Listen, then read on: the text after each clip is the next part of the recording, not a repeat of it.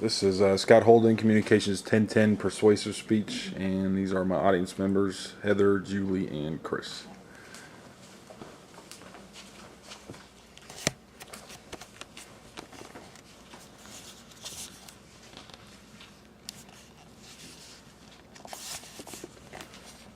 All right. Hello, fellow economists. Thank you for joining me here today.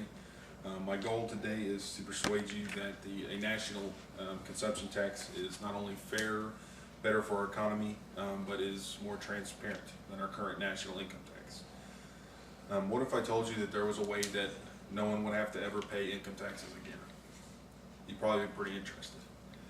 There's currently a lot of debate on whether we should raise or lower taxes, if it's fair for the for the rich people to pay more, who should pay more, and who's avoiding paying taxes through loopholes.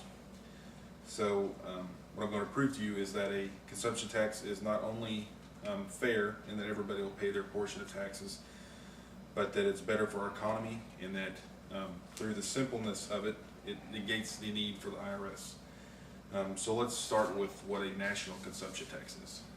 According to Webster's, consumption tax is a tax levied on the sale of goods and services that is calculated as a percentage of the purchase price, versus the income tax that we have today, where you're taxed on how much money you make.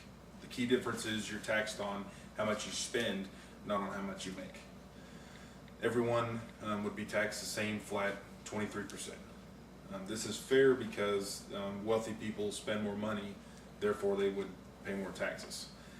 And to take care of lower income individuals, all of your necessities, you would get taxed. You would get a rebate back at the beginning of the year, which would take care of your necessities. Which basically on the first $29,000 of the money you would spend in a year, you would get a rebate back. So people who make less than 29 don't pay any taxes at all. So if we look at our PowerPoint, you can see this is by income level. This would be basically the effective tax rate. So anyone making less than $29,000 a year, you're paying zero taxes.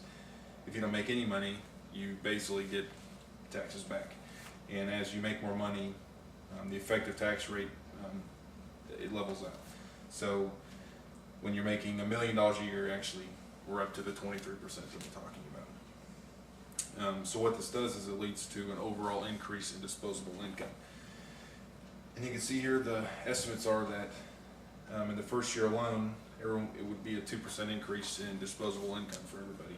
And within 10 years, it'd be a 12% increase, which is pretty significant. So what I'd like to show, basically, the tax is fair, as we've seen. So what I'd like to talk to you about is how it's better for the economy.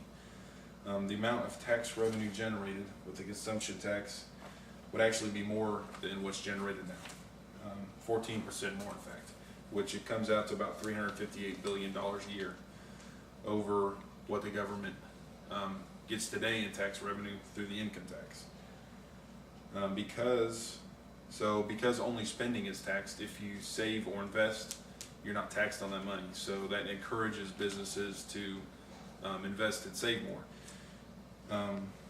So as businesses invest more, this stimulates the economy, as we all know. GDP will increase 10.5% in the first 5 years alone. And as we've all learned, being fellow economists, that as the GDP increases, unemployment also decreases. And we can see here that in year one, there's a decrease there's an increase in employment of 12%, and by year 10, it's a 16% increase, and that's over in addition to what we would be getting into it anyways. So that's very good for the economy. And finally, I'd like to show you how simple and transparent consumption tax is. Basically, the way it would work is you would pay the consumption tax at the store, like you do today for local and sales tax, and that's passed up the chain to the state tax collection agency, and then they pass it on to the IRS. It's very simple, and the infrastructure is already there today to make all this happen. And since since we don't have an income tax anymore, we get to get rid of the dreaded IRS. It's estimated actually that the U.S. economy spends $265 billion a year documenting, measuring, tracking, and filing annual income tax returns. So by getting rid of the IRS, that money that we're spending doing all that goes away. Since the IRS is gone and the income tax is gone, there's no more tax shelters and loopholes. You pay on what you spend. There's no longer complicated tax code. It's just a simple sales tax. There are no more credits and deductions, and everything is transparent. If you spend $100, you pay $23 in taxes. It's very transparent. So just to recap, the 23% consumption tax is superior to our current income tax because it is fair, better for our economy, and simpler and more transparent. Just in closing, I hope that, the prospect of not having to pay income taxes ever again will inspire you to support the consumption tax.